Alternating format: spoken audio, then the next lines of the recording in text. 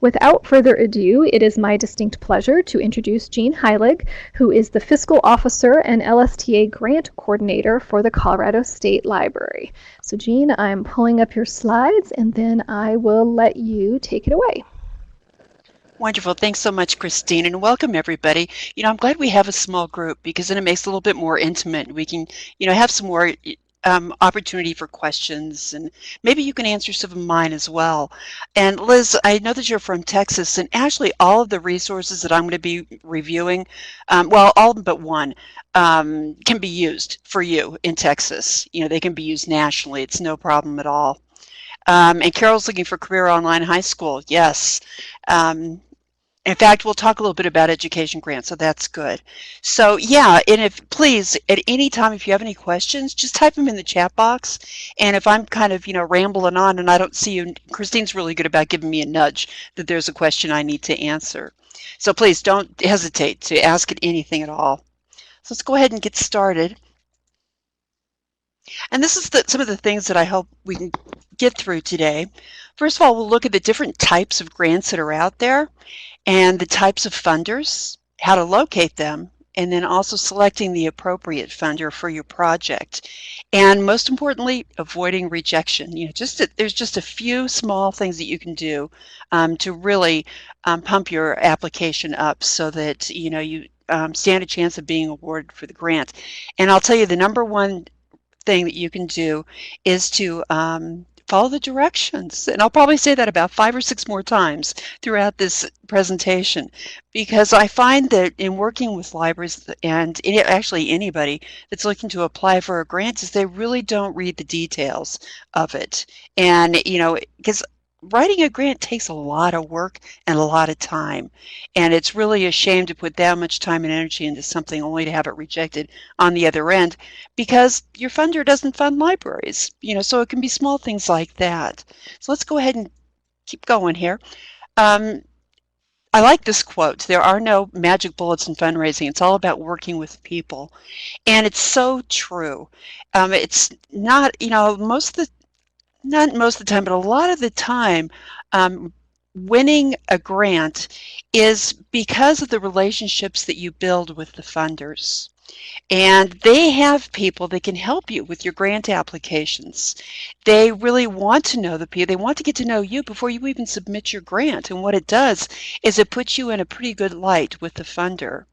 And we'll talk a little bit about how networking can play out in locating grants for your projects. So the process is, and this is just one little portion of the process, where you want to identify what your community problem or what your community need is. Then you'll develop a program to solve the program. Then you want to research funding sources. And I think the first 3 circles here are really important because you don't want to find a funder and then try to fit a project into what the funder's mission is. You really want to do a deep dive in identifying what it is you're really trying to do and how you would like to do it, and then look for a funder to find somebody who will match, kind of a match made in heaven, to link those two up. Then, like I said, once again, review your application guidelines, and then what you'll need to do is complete and submit an application. And, all of these circles here can easily be a 2-hour webinar on their own, at least 2-hour, because there is a lot of different steps in each portion of it. In fact, if you look at the total, the process even after you locate a funder, it's great if you've already got your needs assessment done, you know what you're trying to do and your goal, but then these are some of the other steps that you'll probably have to go through before you actually submit your application. So just kind of keep in mind that, these things aren't going to turn over in a couple of days. You really need to do some long-range planning as far as grant writing and grant research. So what are some of the things that funders will look for? First of all, they want to see that you're trying to meet a need in the community and that you have a direct impact on the community. They want to know, how is the community going to be improved if you do this project? And they're going to want some data behind that. How do you know that what it is you're trying to do is a need in your community? Can you do the research to pull up the numbers, to pull up the studies that show that, yes, this is what's needed in our community? Maybe you do your own surveys, or maybe, you use some of the data from the census. A lot of ways to get to that point. Then another one that's pretty important is, are you offering a unique service? Because funders don't like to fund projects if somebody else in your community is already doing a similar thing. And they will do it, but you have to have a pretty good evidence that why you also need to be providing the service as well as somebody else. Maybe this other agency is just totally overwhelmed and they need the help and they need the support, and that's where you step in.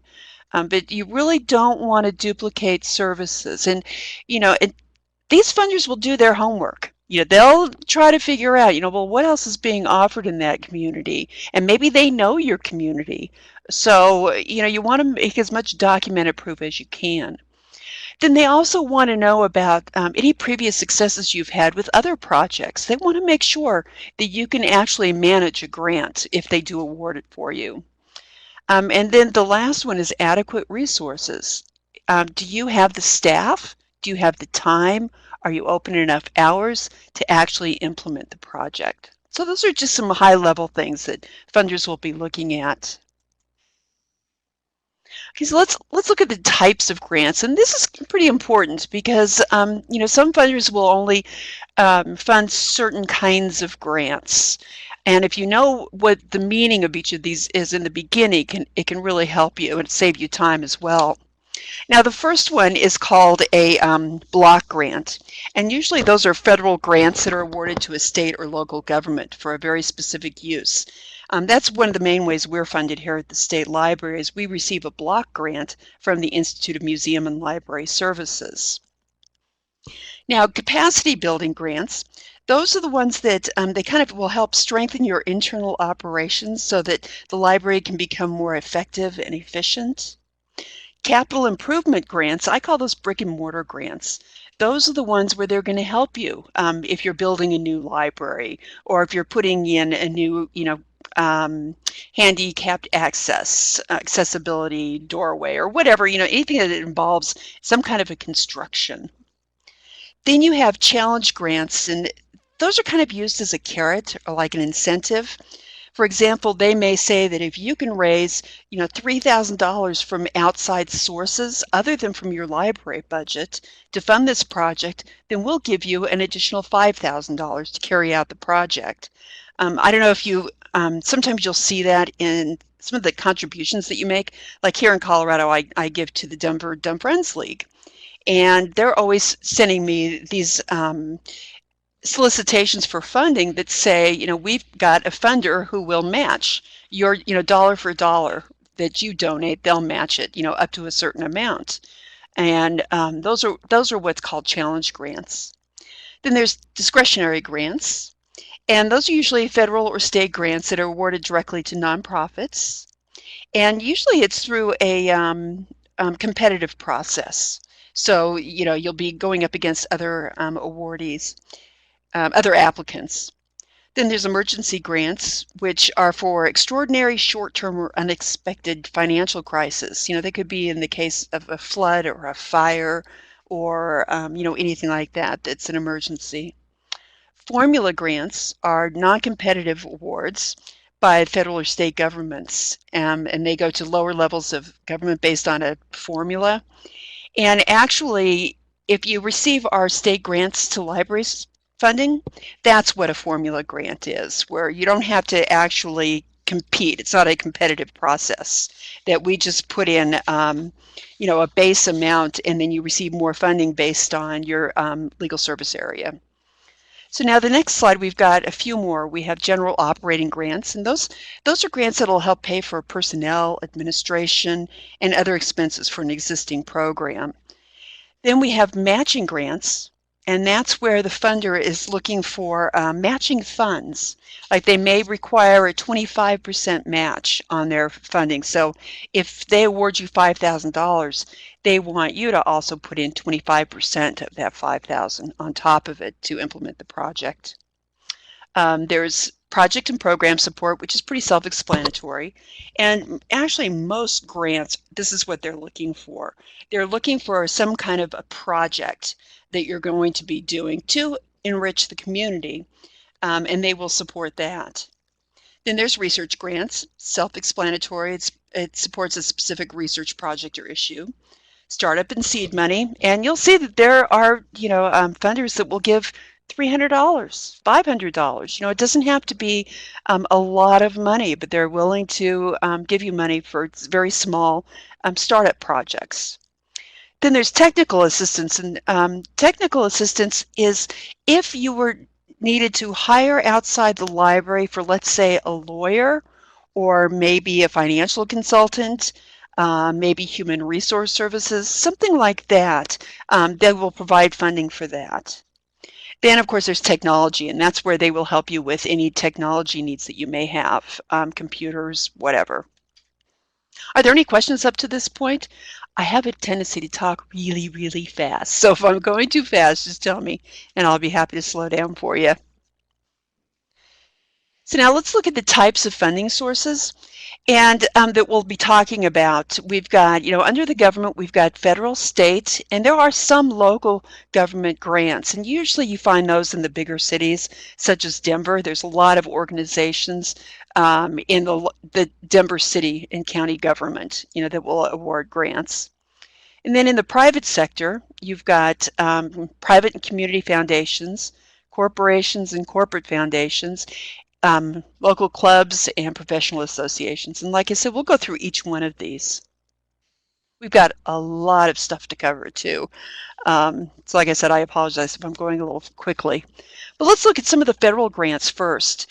The main portal into all federal grants is at grants.gov in the upper right-hand corner. That'll get you to wherever, they've got hundreds of grants that are available that you can search through.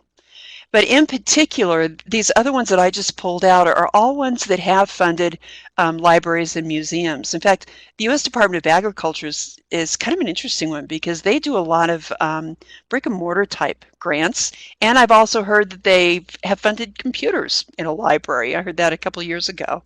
So, it's pretty wide reaching. Of course, the National Endowment for the Humanities, the Institute of Museum and Library Services, which is our funder, they also have discretionary grants for libraries, and that's definitely something to look at. And if you're a small, more rural library, they have grants that are specifically for small and rural libraries. And you really have to keep up on their webpage because most of these are only offered like once a year, and they do have deadlines as far as the applications are. So you want to check that out. Let's see, let's go back to the next one is our state and local government. And once again, these are Colorado, but, there's going to be Texas equivalents, I'm sure, to all of them. Now, if you look at here, it's the Colorado Official State Web Portal.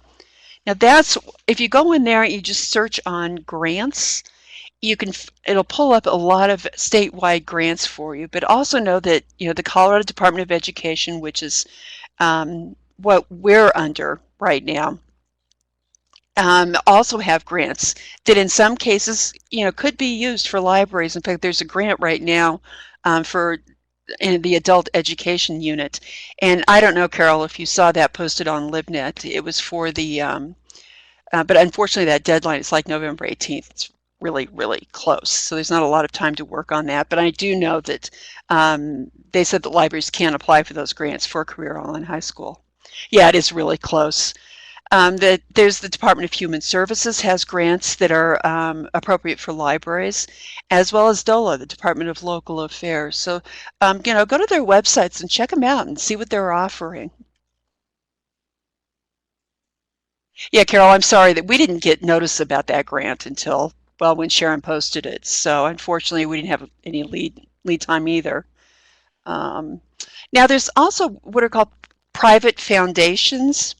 And private foundations are, they're usually created by an individual or a family, and the funding typically comes from one source.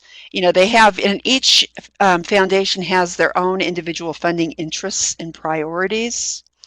And also, you'll see like Bank of America is on there. Some banks may represent a variety of discretionary charitable foundations.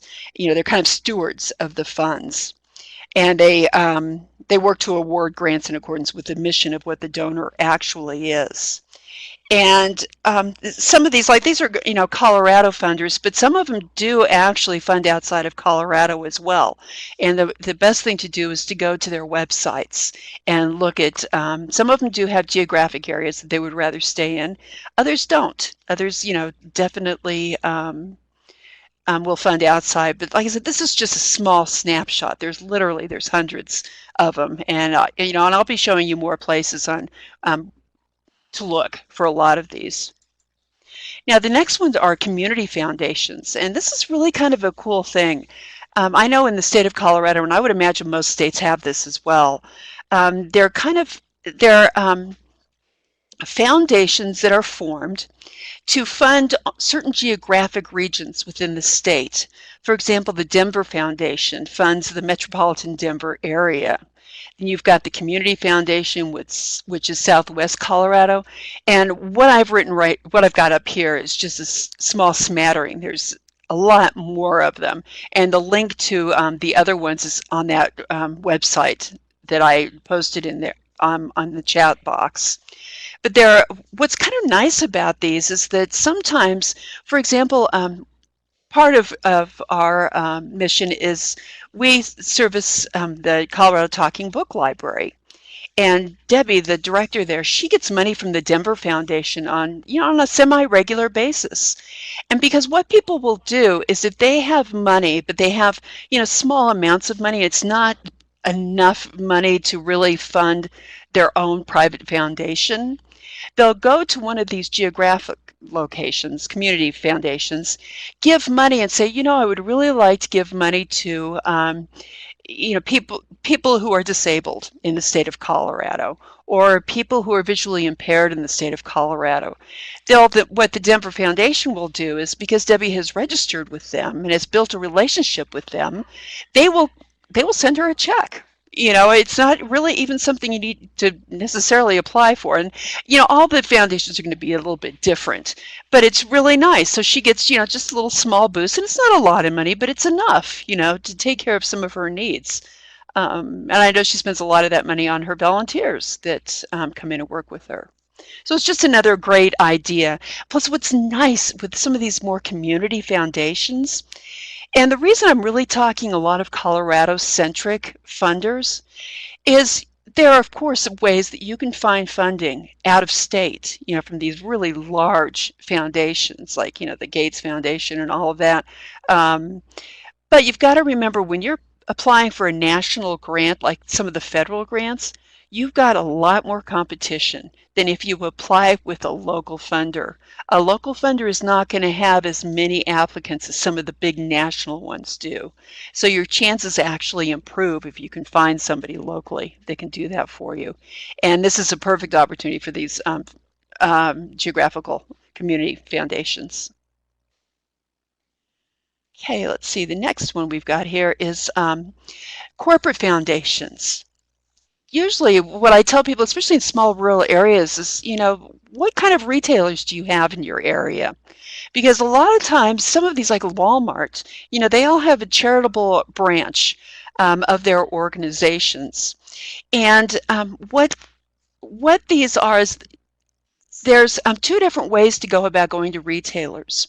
A lot of retailers don't give money through their actual stores, like, the Walmart store, but they have a charitable arm, and that's where they do their grants. And you can usually, what I do is I just go in and we'll Google Walmart grants or, Home Depot grants, and it'll take you to their foundation websites. And I'm sure it's for tax purposes is why they do that. They kind of operate it as a separate arm from the actual retailer. But they do offer some great grants that have been very beneficial for libraries. Now, there's another way that corporations also offer grants. In fact, it's mostly with, like, Home Depot is a great example.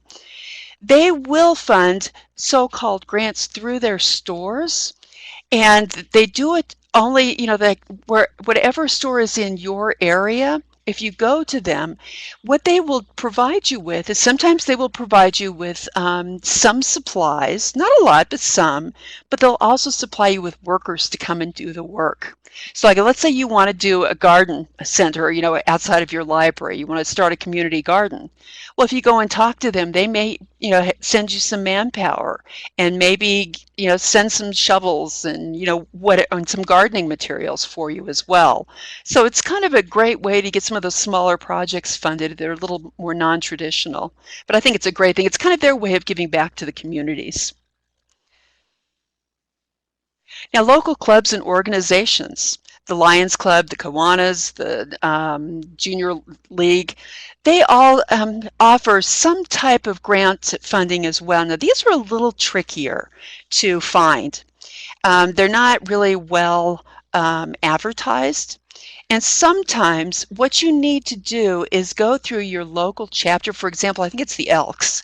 If you go through the local chapter of the Elks, then they actually have to apply for the grant for you at the national level, because that's where the money's coming from. But I'll tell you, this, as far as networking is concerned, this is one of the best ways that, if you can network with these people and maybe join the Rotaries or join the Lions or get invited to an Elks meeting or so, and start to meet them and talk to them and ask them, do you have funding opportunities available? This is what I do. Give them your elevator speech. And it can really go a long way for you. So keep that in mind, especially in your smaller rural communities. Now, of course, there's professional associations, and the American Library Association has a lot of different subchapters underneath it that do have grants.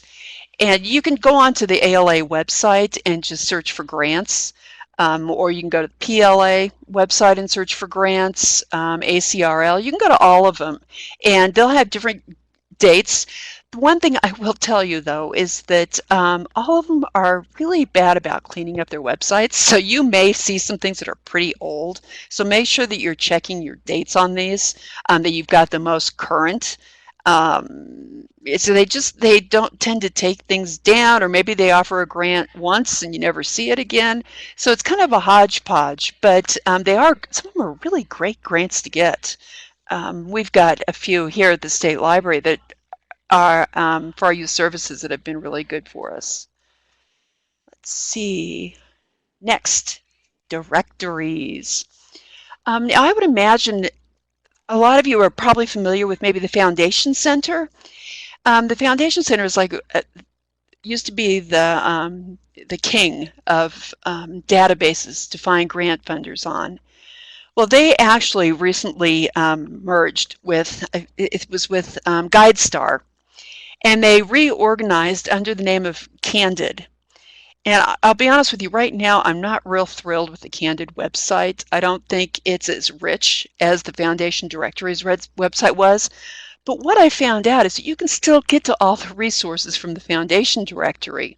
You just can't necessarily find them through Candid, their Candid website. So I do a lot of Google searches when I'm looking for things. But they are still out there, and I actually have the links for you as we go forward. But they're, kind of the grand poobah. We'll actually spend quite a bit of time on the Foundation Center's directory. There's also the Grantsmanship Center. There's Grant Station.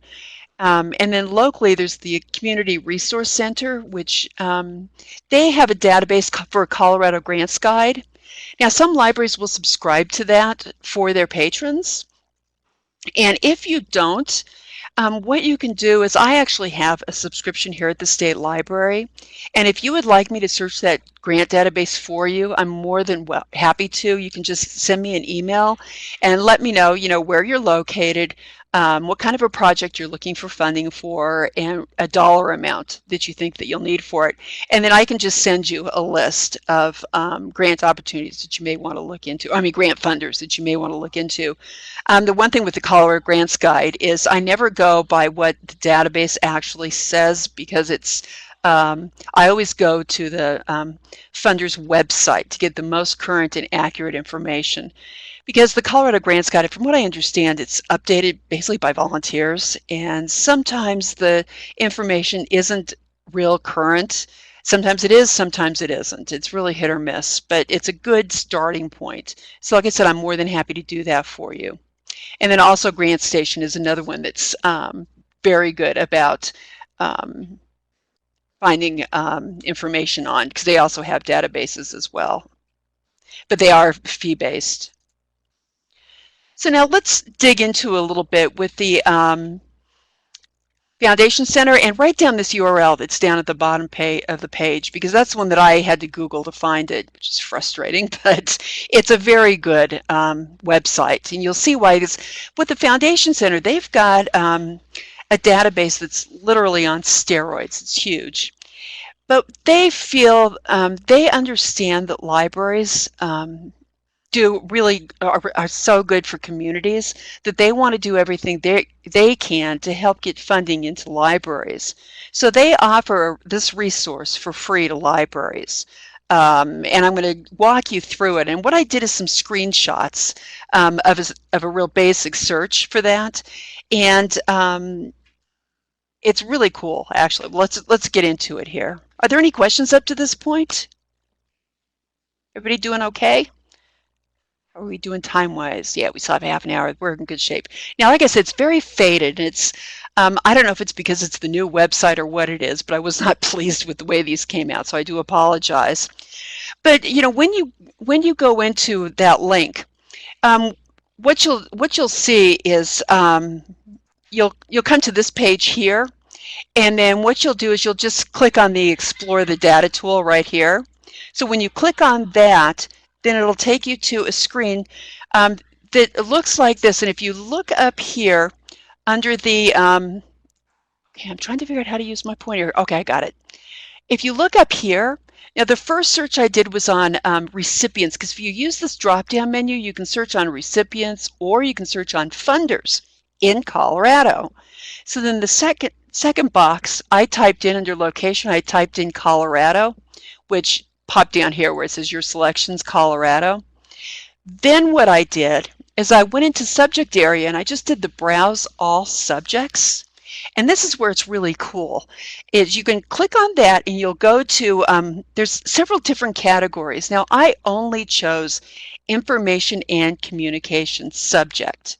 And when you go in and play with this, I would also suggest you click on education as well, because you know, a lot of times funders, if they like to fund educational projects, they will also fund them in libraries, because that's what we're about, is education. So there's a lot of crossover there. But for this purpose in this demonstration, I just did libraries. So when you click on that information and communications, it'll give you libraries. Then it breaks down what type of libraries you want to search on.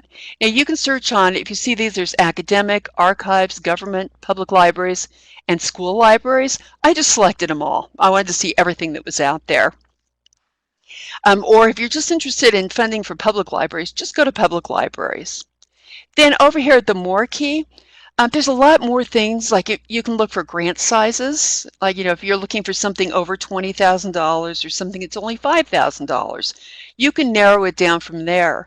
I wanted to see everything, but I wanted the most current information. So what I did is I selected 2018 and 2019, and those are the results I got.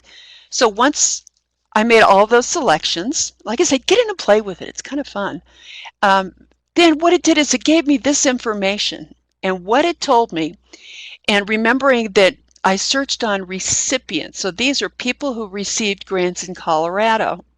And you know, if you're doing it for Texas, you'll just pick your location as Texas and you'll get a similar map, not square, but it'll give you the same dots. What it'll tell you is the total number of grants that were awarded in 2018 and 19 in the state of Colorado, what the total dollar amount of all of those grants together were, and how many funders provided those 71 grants. So it says here there's 52 funders. Well, that means that some of these funders issued more than one grant to libraries in Colorado. Then you've got total number of recipients, 43. There were 71 grants. Well, that means some libraries received more than one grant. So it's good information. So now the second option that you can do is if you do the drop down for funders, which I got on the next slide here, where I did, you're going to find what funders in Colorado funded library grants. So it looks like we had 30 funders that are based in Colorado, funded 43 grants to 40 different recipients. So it looks like somebody got, there's 3 libraries that got more than one. So does that make sense to everybody? Now what I did is I just stayed here on funders, and I thought we'd do a little more drilling down in the tool. So if you can actually click on any of these boxes. So what I did is I clicked on this total number of grants box because I was really interested in, I wonder what kind of, who's funding these grants out there. So if you click on that, then the next thing you get is it tells you the number of grants. You'll see over here, it lists all of the funders and the number of grants that they gave out for each one. And it also tells you, the dollar value of the grants that were distributed as well. And you can see some of these are pretty small. Like look at this one here. They had 3 grants for a total of $1,150. So it looks like, maybe, I don't know, 4, not even quite, maybe $375 grants. So they're very little seed money. Maybe it was to fund an event. And I'll show you how you can find out what they funded. It's kind of going down a lot of rabbit holes. Now, the one that I chose to really drill down into is the Temple Buell Foundation, and that's because that's somebody that we have a good relationship with here at the State Library, and we know that they love to fund libraries. They especially love to fund early literacy projects. So what I did is I clicked, see this over here, this little list? I clicked on that, and once you click on that, it tells you who the Temple Buell, who they funded in 18 and 19. They funded the Lone Cone Library District, and if you're familiar with Lone Cone, Lone Cone just built a brand new library. So that kind of makes me think that, maybe I wonder if they did some kind of a construction or remodeling or refiguring or whatever, related to that library, which could be important if you're looking to redo spaces in your library. The Buell Foundation may be something you want to look at. And they also offered a grant to the Pueblo City and County Library District. So now if you go back here, you'll see that here what I did once I hit this total number of grants over here, I got this chart here where there's funders, recipients, and grants. Okay, so funders, we already went through that. Now the next one is where I clicked on recipients. So let's go back to here. That's where one way of getting to the recipients, but now this way is I clicked on the recipients tab, and there's Lone Cone again. Well, we know that she got a grant from Temple Buell. It looks like she got one grant for $40,000, and that kind of matches up to what that other page said. So what we can do from here is we can click once more on the on the list here, and what you'll get is you'll get Temple Hoyne Buell Lone Cone Library District 40,000. Some more details, and you can get to all these different pages a lot of different ways. I'm just showing you one way of doing it. If you keep clicking on these detail links, it'll take you wherever you need to go. So now let's go to the next one. This is the other tab we had where it said grants. Well, let's go down here and let's look at the Temple Hoyne Buell again, because this actually lists every single grant. So Temple Hoyne Buell will be listed in here twice, one for Lone Cone and one for Pueblo. So let's look at the Lone Cone, and we'll go over here again to the Detail tab. And what we get, and this is where the really good information is, because it shows what their award amount was for, but look at this, the grant description. And this is what's really important, is you're going to find out what kind of things they will actually fund. Construction and furnishing the early literacy area of the new Norwood Library.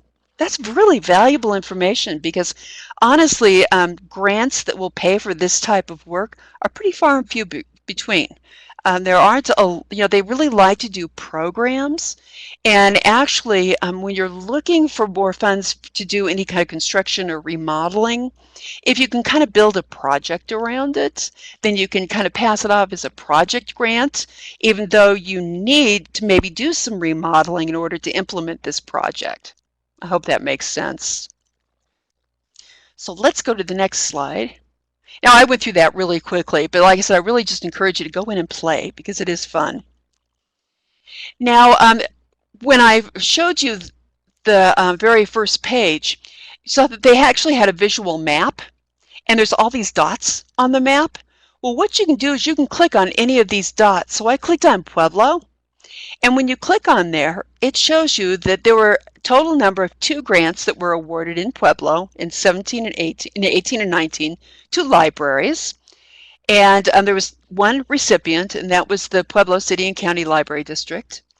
There were 2 different funders that offered them that they were awarded grants from for a total of $15,000. Then what you can do is you can click on these different links here, and it'll take you just like we went through before. It'll show you who the recipient was, even though I already told you that, and also what type of grant they were having funded. It's a very valuable information because if you're the best thing to do is to find, you can look at the websites and try to find, if you're a good match, but if you can find a library that's actually been funded by a funder, what's also really nice is that you can get on the phone. You can call them. Hey, is there anything I need to know about applying for this grant that you think would help me be successful like you were? It's all about people. It's all about communicating. And, we're librarians. We love to share information. So, I'm sure they'd be more than happy to help you out. So now let's go to the next slide. Now, this is another place where you can get some really good information on what types of funding, what types of projects funding is going to. Now, all nonprofits, when they're distributing funding, they have to fill out 990s, and that's for it's kind of a government tax thing. And what they do is, now this link here on Candid is just one place to find the 990s. There are many places on the internet to find them. I find this one to be very reliable, and it's current. There's like I just heard about a couple of new ones. One that's open990.org, and it's an organization that's trying to make the 990s easier to read and easier to find information in, but I don't think they're quite there yet, so I would still just refer you to this page here. And there's also ProPublica, ProPublica. They also have what's called a nonprofit explorer that also has 990s in it as well.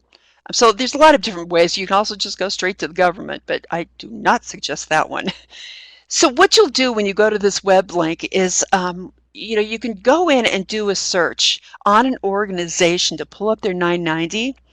And the one that I did a search on was El Pomar, and they're located in Colorado Springs, and they're very charitable to libraries in our state. So what happens when you search for El Pomar in the state of Colorado is you get this list. And so what I did is I went ahead and clicked on this one because this is for 2018, which is makes sense. It would be the most currently available, which I think is great because I haven't always had the database be this up to date. So if you click on that, it'll bring up their 990 form, and their 990s can be, I hate to say this, 75 pages, 100 pages long. They're huge, and there's a lot of information that you don't need. And that's why the open990.org website, they're trying to weed out a lot of this stuff so that the information that grant seekers needs is much easier to find. But I'll give you a hint. Usually this information about their subrecipient grants is located towards the end. So, skip the first 70 pages and start looking at about page 70 or 75, and you'll find pages, especially if they do a lot of subrecipient grants. There'll be several pages of them. And what's kind of cool about this, you'll see that I highlighted here, they list the recipient, which is Delta County Public Library, and in Hotchkiss, it's one of the branches. Now, they funded an adult literacy program, and that's for $5,000. So maybe that's something you look at for, and honestly, I can't remember who that funder, well, it was El Pomar, but I don't remember. They do a lot with GED at the Delta County Public Libraries. So for career online high school, it could be that El Pomar might be something that you want to look into to see if they will fund scholarships. Also, it looks like the Denver Public Library Friends Foundation received a grant. And if you look across, it says it's for after-school programming. Great, that's a great idea. And if you keep looking down the list, and like I said, I just did a real quick look. There's other educational facilities on here, but there's also Garfield County Public Library. And this is really telling too. If you'll see here that they actually funded library shelving remodel. You know how hard it is to find a grant that will pay for something like that? That's awesome. So it gives you an idea that possibly they'll be able to help fund some remodeling projects. And then also, they support with general operating support in Gunnison. Well, actually, Gunnison was the Adult and Family Literacy Program, which makes me think, it'd be interesting to kind of dig down into that a little bit more. And what you can do is go back to the foundation directory online and see if you can dig up some more information on what type of a program, or you can just call Gunnison and ask them, hey, I see you got a grant from El Palmar. Would you mind, letting me know, what did you do? What was it for? What was your project? And once again, I'm sure they would be more than happy to help you with that. Okay, let's see now. Let's go on. Now, the Funding Information Network, like I said, they've got a database that's on steroids, and it's for the entire country. They have international grants and, state, local, federal, whatever, and it's huge. And it's also very costly. But what they have are funding information networks, and you can sign up to be a network. And there are several libraries. These are all the networks that we have in the state of Colorado, including Cheyenne, for those of you that are up north. Sometimes it's easier just to get to Cheyenne. What you can do is you can go into these libraries. And actually, I would recommend you make an appointment to go in, because as part of being the Funding Information Network, the library gets all of these free resources. They get free access to the databases. There's books, there's templates, there's all kinds of things that they have access to help you in your grant writing process. In fact, I was at a Colorado Nonprofit Association conference about a couple months ago, and a couple of the speakers were referring people to Denver Public Library for this resource to locate grants. But the great thing about it is, in order for them to be a part of the network, they have to provide training on these resources to anybody who walks in the door. So you can call and make an appointment with the librarian that has been trained on these resources and have them work with you and show you how to use the different resources. So it's very, very valuable. And this list is also on the Foundation Directory, well, the Candide Foundation Directory website. Because it does change a little bit. In fact, when I updated these slides from last year, Steamboat Springs is now on the list, whereas they haven't been before. So I think we've got pretty good representation in the state. But again, for Texas, it'll tell you what information networks are available in Texas as well. Now, this, again, I already talked about the Colorado Grants Guide, that I'm more than happy to do any searches for you in this resource. And, this is the kind of information that you can retrieve. Once again, I did it on El Pomar, and it talks about, the types of grants that they fund, which we already went over, what those mean, and some of the primary areas, such as education, humanities, arts, culture, community and public affairs. So, if you have a project that really fits into any of this, of course libraries do, then they're more than willing to consider you when you submit your applications. There's the Grantmanship Center, and this is also another fee-based website directory. And this is an example of some of the free information that you can pull up, but they have more information in the pay-for version. And also, now the Grant Station is a great one too. Now I think it's regularly like $299 for access to it. But through TechSoup, they have specials. In fact, right now, I checked it this morning, they're running a special, not through TechSoup, but just off their website for $119 for a subscription, which is really good. But TechSoup offers it several times a year for $99, so you might want to keep an eye on that. But the one thing I like about GrantStation is if you go to their main page at grantstation.com, and you right on the right-hand side of the screen is oops, is this box, and it's free grant notices. And what they do is they will send you, I just subscribe to the one where it says Grant Station Insider Weekly, and you get a weekly email with highlighted grants. Sometimes they're applicable, sometimes they're not. In fact, if you're in Colorado here, a lot of times when I post onto LibNet available grants, this is where I get them from, as they come across GrantStation. So I really encourage you to sign up for that. And what they do is they break it down by national grants, and then there's Canadian grants and international grants and federal grants. Sometimes they change it up a little bit. So it's good for all areas of the country. Now, networking can play such a critical part in locating funders. And there are several opportunities in the state of Colorado that you can partake in that really gets you to meet funders and talk to other nonprofits to get their ideas and their tips, and also just educational in nature. The Colorado Nonprofit Association, their conference is in October, and I've attended this twice now, and I went this year, and I get so much information from them. First of all, you meet a lot of great people. People who work in nonprofits are just by nature. They're very sociable, they're very friendly people, and very willing to lend a hand. They have, vendor booths. So if you need somebody for, banking or education or whatever, it's always fun to cruise the vendors. But their sessions that they have are very, very informative. So I really recommend that. And also what they do is it's a kind of a mini conference. It's called the C3 Forum. It's not as expensive, but they call it the C3 because it's three different Colorado nonprofit associations to get together, and they have these different parts of the state. Like I went to one in Loveland, and I went to another one in Denver at one point. And they're really good little, mini conferences where they have different sessions where you can take things on grant writing, on locating funders, you can network. Wonderful experience. So I do highly recommend that. Then the Community Resource Center, they put on these great, it's called Rural Philanthropy Days. And I want to make sure that I get this right. Let me find my crib sheets here.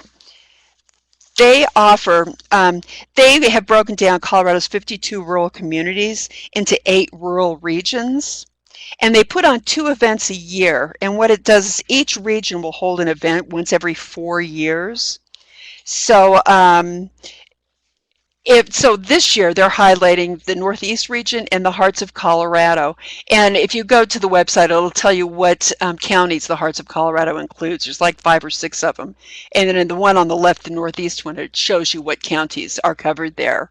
And I've heard nothing but really great things about these Rural Philanthropy Days. I've never had the opportunity to attend, but I've heard they're very worthwhile. And they're pretty reasonable too as far as cost is concerned. Great way to network though. This is another organization that you can get on their newsletter mailing list. And I also post grants that are located on here as well. Joining Vision in Action, what they do is they provide services to nonprofits. It can be educational, it can be leadership, grant writing. They actually have grant writers on staff that can help you with grant writing. But what's great about it is if you sign up for their newsletter and they'll email it to you, they have lists of grants that are available, and sometimes even jobs. So, or you can just go to their website and find that same list of grants. Sometimes I like that little nudge in my mailbox because it reminds me to look. So I would suggest that you look up this and sign up for the newsletter. You can always cancel it if you don't find it to be useful, but they really do have a lot of great local grants listed in there. Another great way to find grants is to join a listserv, an online discussion list. And I think those of us in Colorado, hopefully you're all aware of LibNet right here. And people will post grant opportunities on the emailing lists. If you're a member of the Association of Rural and Small Libraries, they're always posting grant opportunities on their listserv as well. So that's another one I would suggest. Now, this is just for Colorado. Most of these are just Colorado. But in your list of resources, there's a link to this page where you can sign up for different discussion lists that we host here at the State Library. For example, there's one, there's the general one, which is LibNet, but then there's also some smaller ones too that you might be interested in. Now, let's look real quickly to make sure that our, to help us, get awarded a grant so that we don't have that rejection. First of all, you need to make sure that, this is the best match for your project. And you want to make sure that your goals are aligning with the funder's mission, because they all have very specific missions about what they would like to, what they will fund. So make sure that there's a match there. Then the second one is please, please, please make sure that you're eligible to apply. I know of a library that did a ton of work because they were applying for a grant through the what is it, the Davis Foundation. I can't remember his first name. I kind of forgotten them because they don't fund libraries. But I felt so badly for them because they spent so much time on this grant application, whereas under the eligibility list it specifically said that they don't fund libraries. So please double and triple check these things. Make sure that what you're asking for is something they will fund. And matching funds. Are they requiring matching funds? And will you be able to come up with those funds? Because it would be horrible to have to turn down a grant award because you couldn't come up with the money that they requested, up front. So if it's requesting, a 5 or 10% match, make sure that you can cover that so that when the grant is awarded, you can accept it. Now, a lot of funders will look for this 501c3, and that shows that the library is a nonprofit. Now, I know in Colorado there are some libraries are 501c3s. If you are not, many libraries will actually apply through grants through their Friends Foundation because the Friends group is a 501c3. So keep that in mind if you do need, if they are specifically asking for a 501c3. But also call them. Tell them, I'm a library. I'm a small rural library. We are not a 501c3. Is it possible for me to apply for this funding? And see what they say.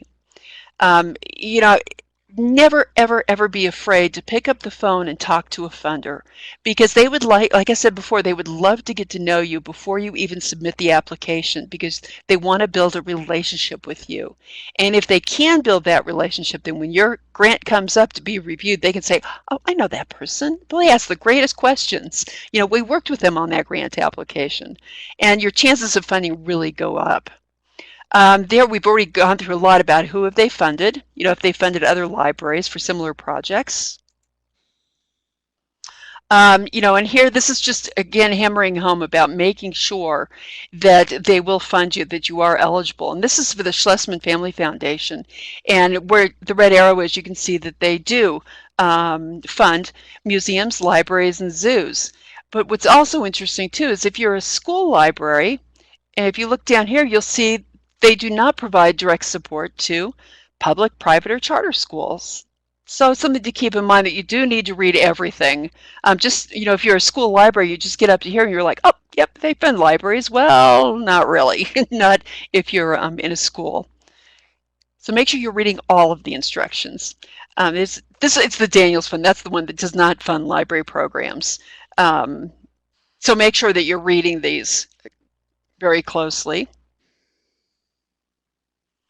Also, I thought this was really interesting when I found this. The most frequent reasons that foundations reject proposals are, number one, especially with the national foundations, is they don't have enough funds to accept every request. Because, they will sometimes they'll get 4 or 5 times amount of requests than what they actually have funding for. It could be that the request falls outside of the funder's giving interest. It doesn't match their mission. And the third one, once again, that didn't follow the application guidelines, which will disqualify you right off the bat. And these are things that we've already touched mostly on, and we're right at the time here, so I'm just going to leave this here for you to look through them. Poorly written, have somebody else proofread it for you, somebody that's not associated with the project so they can look at it with some fresh eyes. Make sure that you've got your timing done, that your guidelines aren't being ignored, and make sure that you know what the any kind of evaluation, what the benefit to your community is going to be. So I'm going to end it there, and I'm going to say that I'm really sorry I just talked to you for an hour. How awful. But I really appreciate you sticking through all of this. And please, visit the State Library website too, because that's where you'll find most of these resources and information. And if you have any questions, please ask away. Yes, this is Christine. Obviously, if you have any questions, please